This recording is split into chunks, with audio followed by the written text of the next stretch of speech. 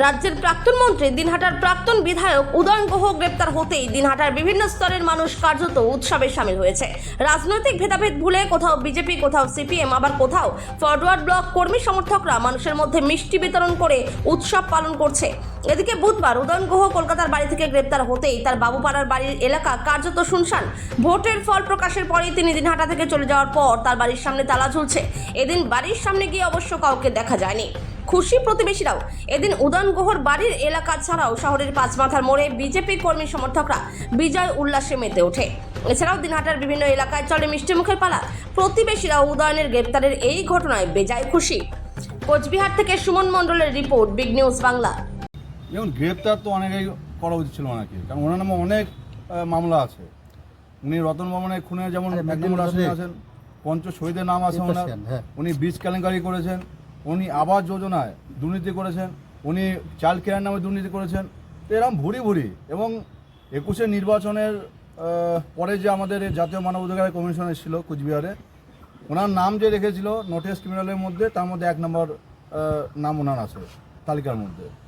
তো এরপরে অনেক আপনারা দেখেছেন যে ওপেন স্টেজে বিভিন্ন ধরনের উনি মন্তব্য করতেন। তো অনেকেই গ্রেপ্তার করা হচ্ছিল। আর উনি ভেবেছিলেন যে ভোটের পরে ভেঙে গিয়েছিলেন, ভাবছেন যে এখানে এইভাবে বেঁচে যাবে। আইন সবার জন্য এটা পরিষ্কার।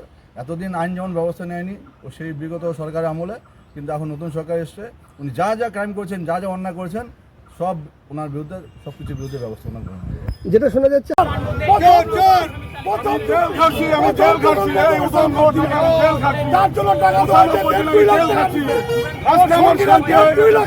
দোকান খোলার জন্য টাকা নিয়েছে।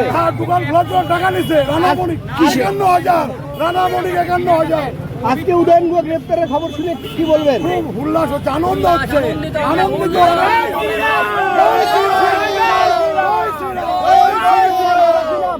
উত্তম স্যার, ভোটের আগে ফলতা বিধানসভায় এক পুষ্পা ছিল, নাম ছিল জাহাঙ্গীর, বলতো কবি ঝুঁকে গেলে।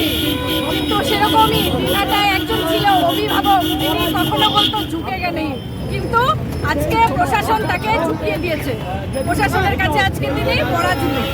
কারণ মানুষ শেষ কথা বলে। দিনহাটার মানুষ ভোটের মাধ্যমে যেমন ওনাকে ছুঁড়ে ফেলে দিয়েছে, সেই রকমই আজকে প্রশাসন ওনার সঠিক সাজা দেবে। কারণ উনি যেইভাবে দিনহাটা বিধানসভা জুড়ে সন্ত্রাস চালিয়েছিল এই 15 বছর জুড়ে, সেই সন্ত্রাসের সাজা উনি এই কিছুদিনের মধ্যে উনি আরও বেশি পরিমাণে পাবে। আর কালকে যখন ওনাকে দিনহাটায় আনা হবে, তখন তো আপনারা দেখতেই পারবেন আরও কী কী হয়। তার সাক্ষাৎদের নিয়ে কি বলবেন? সার কেলেঙ্কারি থেকে শুরু করে রতন বর্মনের খুনের আসামি থেকে শুরু করে শিশু মঙ্গলের নামে উনি যেভাবে বেআইনিভাবে দিনহাটার সকল ব্যবসায়ীদের কাছ থেকে টাকা পয়সা তুলেছেন, তার হিসেব কিন্তু সাধারণ মানুষের কাছে এখন নেই। এই সমস্ত নানান কেলেঙ্কারি, আর বিশেষ করে যারা বিরোধী করতো তাদের দোকান বন্ধ, দোকান তালামারা, তাদের কাছ থেকে চাঁদা তোলা থেকে শুরু করে প্রচুর লক্ষ লক্ষ টাকা উনি নিয়েছেন। এই দুর্নীতিগুলো ওনার এবং ওনার সাগরেদরা, ওই আমার দাদা বলে এমএলএ বিধায়ক, উনি বলেন জেঠিও নেই, লেটুও নেই।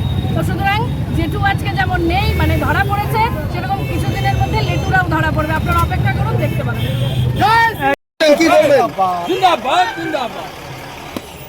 আজকে আমাদের একটা খুবই আনন্দের দিন, বিশেষ করে দিনহাটাবাসীর জন্য এটা খুবই গর্বের দিন, খুবই আনন্দের দিন যে আজকে আমাদের 2015 থেকে আজ 2026 পর্যন্ত যে লড়াই চলছিল তা বলা চলে সফল হলো। আজকে 2015 সনে উদয়ন গুহ তৃণমূলে ঢুকেছিল, আর তারপরের থেকেই আমাদের দিনহাটা উত্তেজিত হয়ে ওঠে, অশান্ত হয়ে ওঠে।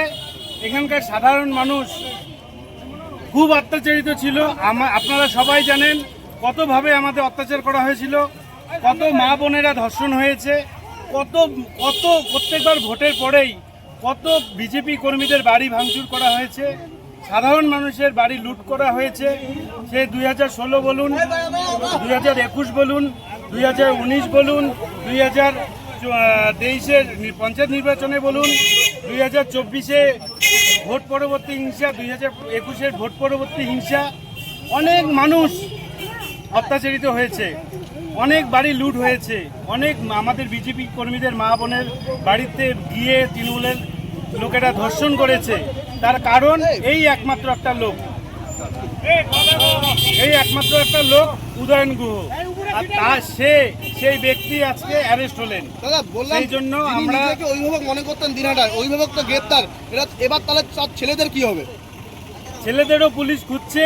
আমি পুলিশের কাছে আবেদন করব, তার যত ছেলেবেলে আছে, যত এই লেজগুলো আছে যাদের দ্বারা অত্যাচার করত, তারা সবাই যেন এক এক করে অ্যারেস্ট হয় এবং এদের যেন দিনাটার রাস্তা দিয়ে, রাজপথ দিয়ে হাফ প্যান্ট পরে ঘোরানো হয়, আর আমাদের ডিম দিয়ে ঢেল মারতে যেন সুবিধার ব্যবস্থা করে দেওয়া হয়। এই আবদার আমি, এই অনুরোধ আমি পুলিশ প্রশাসনের কাছে জানাচ্ছি।